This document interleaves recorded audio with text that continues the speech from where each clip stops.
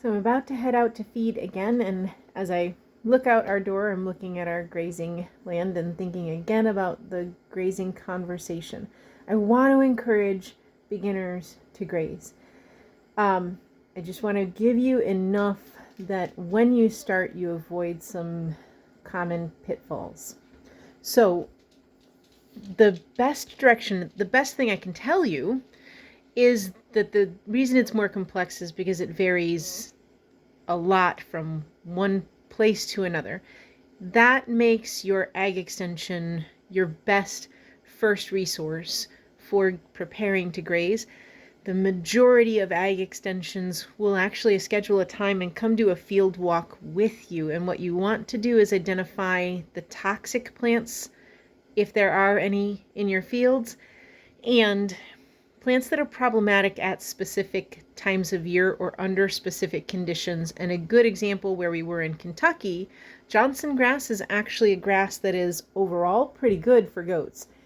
Calcium to phosphorus ratio, still got to keep an eye out on that. So you want some other things, but it has a really good TDN, total digestible nutrition, and a very high protein, and they love it. So it's a really good grass for them when it's extremely stressed during drought and after frost. It creates, I believe that's prussic acid. It's been a while because we don't live there anymore, but it's toxic at that point. And so it's really key to understand that that plant is otherwise healthy for them.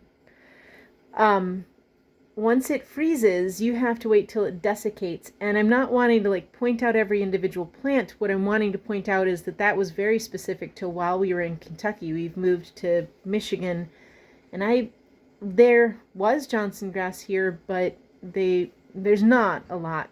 So by here, I mean I've spoken to other growers who remember it being far more prevalent a couple decades ago, and they went out of their way with some control measures. And in Michigan, the control measures worked a little better than they did down south. So at any rate, the whole point of this discussion is to introduce a couple of ways that environment has changed that discussion. Everywhere Johnson grass went wild, and in the northern states they had better luck knocking it back for reasons of frost and etc. These are the things that your extension agent is going to be able to tell you about where you are, and a lot of them will make a farm visit. So that is the first place to go before you put your goats out.